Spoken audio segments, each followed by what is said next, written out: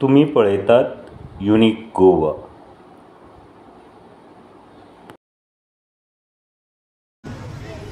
ज्यावेळी आम्ही हा खांब पूर्वी त्या ठिकाणी होता रस्त्याच्या मध्यभागी 2-4 वेळा ट्रकने त्याला धडक मारली आणि त्याचं संवर्धन व्हावं म्हणून प्रयत्न केले।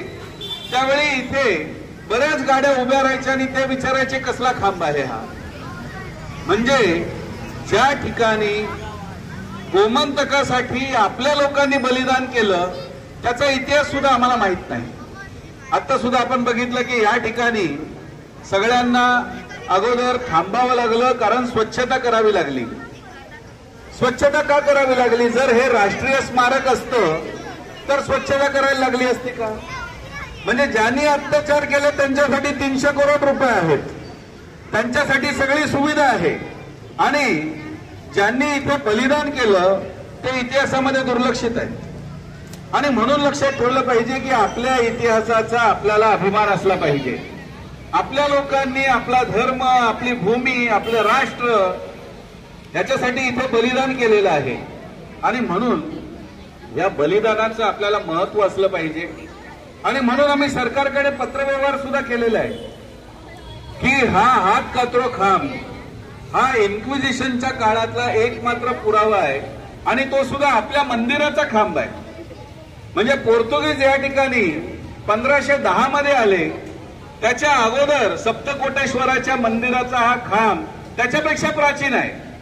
परंतु आज गोव्याच्या आर्किओलॉजीच्या इतिहासामध्ये हे संपूर्ण ओल्ड गोवा युनेस्कोच्या यादीमध्ये आहे, परंतु त्या युनेस्कोच्या यादीमध्ये हात कातरो खांबाचा उल्लेख नाही।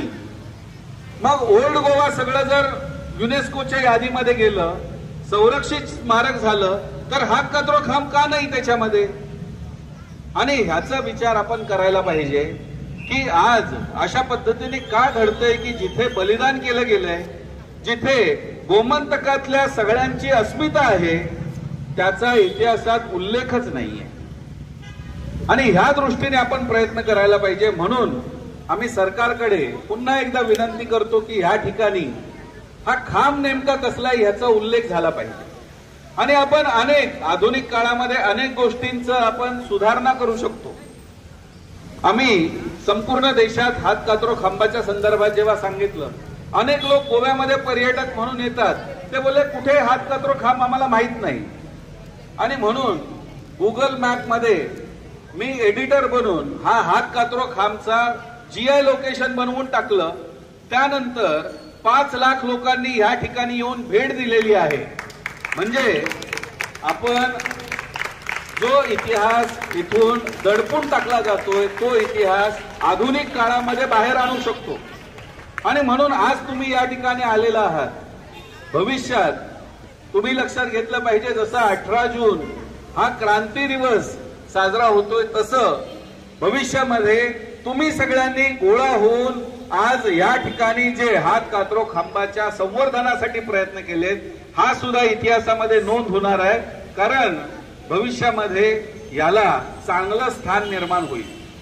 आणि म्हणून शासनाकडे आपली मागणी आहे की ह्या हात कातरो खांबाचं संवर्धन व्हावं, इतिहासामध्ये नोंद व्हावी, या ठिकाणी त्याचा इतिहास काय आहे हा लिहिला जावा आणि येणाऱ्या पिढीला कळावं की हे काय आहे।